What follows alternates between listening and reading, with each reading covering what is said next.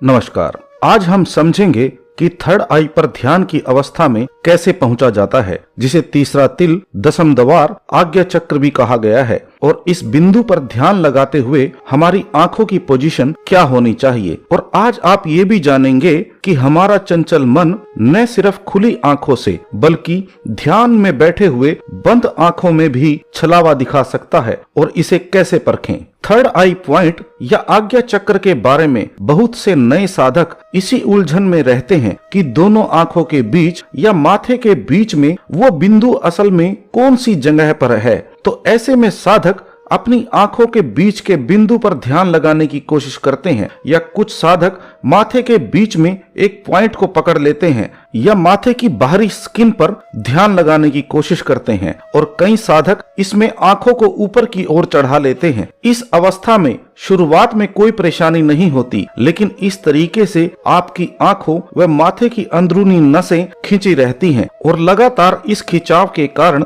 माथे के बीच में कुछ सेंसेशन या वाइब्रेशन सी महसूस होने लगती हैं। और साधकों ने कहीं इधर उधर से सुना होता है कि जब आंखों या माथे के बीच सनसनाहट या वाइब्रेशन सी महसूस होने लगे तो समझ जाइए कि तीसरी आंख खुलने वाली है, और साधक फिर उस सनसनाहट और वाइब्रेशन के ऊपर ही पूरा ध्यान टिका लेता है, जिसमें शुरुआत में बहुत आनंद भी महसूस होता है, लेकिन धीरे धीरे वो आनंद दर्द में बदलता चला जाता है, और यहाँ तक कि ध्यान से उठने के बाद भी वो दर्द पूरा दिन महसूस हो सकता है। आइए समझते हैं कि बिल्कुल सहज तरीके से आज्ञा चक्र पर ध्यान को कैसे लगाया जाता है। जब ध्यान आसन में आप बैठ जाएं, हो सके तो कानों में ईयर प्लग या कोई ऐसी चीज लगा लें जिससे बाहर की आवाज आपको सुनाई न दे, क्योंकि आजकल ऐसा माहौल मिलना बहुत मुश्किल है कि जहां बिल्कुल शांति हो। तो आसन सेट करने के बाद बिल्कुल सहज तरीके से आंखों को बंद कर लें और ध्यान में बैठते ही एकदम से मंत्र जाप, सिमरन या सोहम जाप शुरू न करें, बल्कि शरीर के नर्वस सिस्टम को थोड़ा सेट होने दें। इस करीबन आधे से 1 मिनट के समय में मन ही मन आपको अपने इष्ट गुरु व परम पिता परमात्मा से अरदास करनी चाहिए कि आप उनको याद करने व परम पिता परमेश्वर के प्रेम को पाने के लिए बैठे हैं। वो आपके इस छोटे से प्रयास या सेवा को स्वीकार करें। आप अपनी अरदास व प्रेयर अपने हिसाब से कर सकते हैं। इस समय में आपके शरीर की चेतना शक्ति शांत हो जाती है। ध्यान आसन की इस अवस्था में हमारे शरीर की 3 शक्तियां काम कर रही होती हैं। एक है देखने की शक्ति, दूसरी सोचने की शक्ति, तीसरी सुनने की शक्ति। आपको इस अवस्था में माथे के बीच या आंखों के बीच किसी भी केंद्र बिंदु को खोजना नहीं है, न ही उस पर ध्यान लगाने की कोशिश करनी है। अब मैं जो विधि आपको बता रहा हूँ उससे आप ऑटोमेटिक ही तीसरे तिल, दसम द्वार पर पहुंच जाते हैं। हमें तीनों शक्तियों को एक साथ इस्तेमाल करना है ताकि बाहर से हमारा ध्यान पूरी तरह से कट जाए। आंखें बंद करने से आंखें बाहर का देखना बंद कर देती हैं। तो अब आपको कुछ देर तक आंखों के पीछे के अंधकार में सामने देखने की कोशिश करनी है। इस समय में आपको अपनी आंखों पर किसी भी तरह का कोई खिंचाव या कोई दबाव नहीं देना है, क्योंकि आपको उस अंधेरे में कुछ भी देखने या खोजने की कोशिश नहीं करनी है। बस बिल्कुल सहज तरीके से उस अंधेरे में ऐसे देखें जैसे आप नॉर्मल अवस्था में सामने कुछ देखते हैं। इसके साथ साथ सोचने की शक्ति को आपको मन ही मन में मंत्र जप व सिमरन में लगा देना है। और तीसरी शक्ति सुनने की, तो आप महसूस करेंगे कि जो भी आप मंत्र जप कर रहे हैं उसे आप अंदर ही अंदर मन में सुन भी सकते हैं। जैसे मैं अगर मन ही मन वाहेगुरु वाहेगुरु का जाप कर रहा हूँ, तो साथ ही साथ मैं वाहेगुरु शब्द को जब अंदर ही अंदर जप रहा हूँ तो सुन भी पा रहा हूँ। इस विधि से आपका ध्यान ऐसा केंद्रित होगा कि शायद आज तक भी न लगा हो, क्योंकि तीनों शक्तियों के एक साथ इस्तेमाल से आपके ध्यान के बाहर भटकने की कोई गुंजाइश ही नहीं बचती।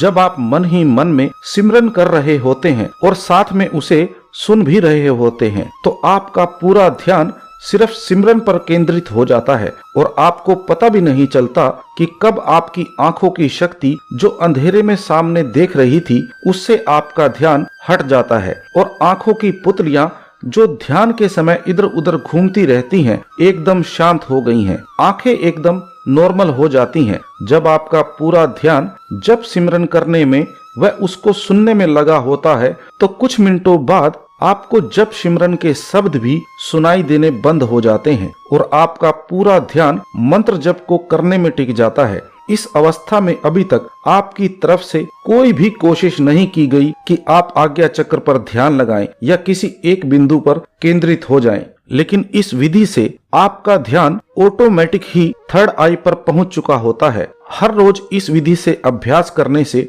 ऑटोमेटिक ही जैसे ही आप ध्यान आसन में बैठेंगे तो आपका ध्यान थर्ड आई पर बिना किसी प्रयास के ही टिकना शुरू हो जाता है। अगर किसी कारण से ध्यान शरीर के निचले हिस्से पर चला जाए तो फिर से ध्यान को तुरंत मंत्र जाप पर वापस ले जाएं। लेकिन अब दोबारा से आंखों के पीछे के अंधकार में न झांकें, सिर्फ जप सिमरन के शब्दों को मन ही मन जपें और सुने। इस विधि के लगातार अभ्यास से आपको बाहरी विचार आने बिल्कुल कम हो जाएंगे और लगातार अभ्यास से आप पाएंगे कि कुछ देर बाद आपकी आंखों की पुतलियां बिना आपके कोई प्रयास किए ऊपर की ओर बड़े सहज तरीके से चढ़ जाती हैं और आपका ध्यान शरीर के निचले हिस्सों से बिल्कुल अलग हो जाता है, जिससे धीरे धीरे पैरों से लेकर आंखों तक का सारा शरीर सुन्न हो जाता है। आपको सिर्फ आंखों के ऊपर के हिस्से का अनुभव होता है। इस प्रकार आप बिना किसी शारीरिक छेड़छाड़ किए बड़े सहज तरीके से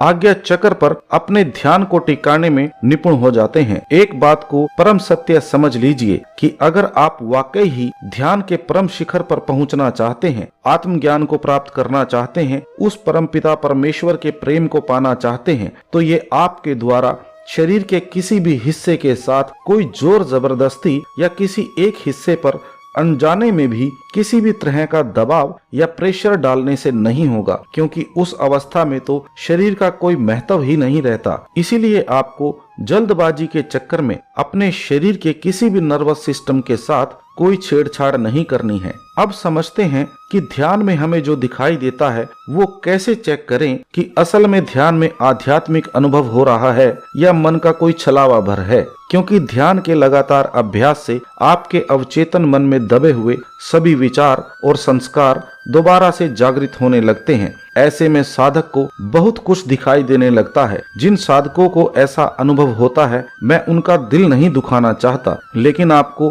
भ्रम में छोड़ देना भी गलत होगा। तो ऐसे किसी भी अनुभव के वक्त अगर आपको आपके शरीर के किसी भी एक हिस्से का एहसास है, चाहे वो सिर्फ आपकी आंखें ही क्यों न हो, तो समझ जाइए कि अभी ध्यान मन और माया से ऊपर नहीं पहुंचा है। फिर भी अगर कोई कंफ्यूजन रहे तो आप अपने हाथ या पैर की किसी एक उंगली को हिलाने की कोशिश करें। अगर आप उसे तुरंत हिला पा रहे हैं तो ये मन का एक छलावा भर है और कुछ नहीं। लेकिन उस दृश्य को भी आप प्रेम से प्रणाम करें और ध्यान विधि पर दोबारा से फोकस करें। ईश्वर के प्रेम को पाने के लिए ध्यान कुछ दिनों या महीनों का अभ्यास नहीं है, इसलिए पूरे धैर्य व प्रेम के साथ हर रोज ध्यान करें। जिन साधकों को हिंदी के कुछ शब्दों को समझने में दिक्कत होती थी, उनके लिए इस वेबसाइट पर मैंने इंग्लिश में लिखना शुरू किया है। आप इस वेबसाइट को विजिट कर सकते हैं। अगर आज के वीडियो में बताई गई विधि एक बार में समझ न आए तो वीडियो को दोबारा देख लें।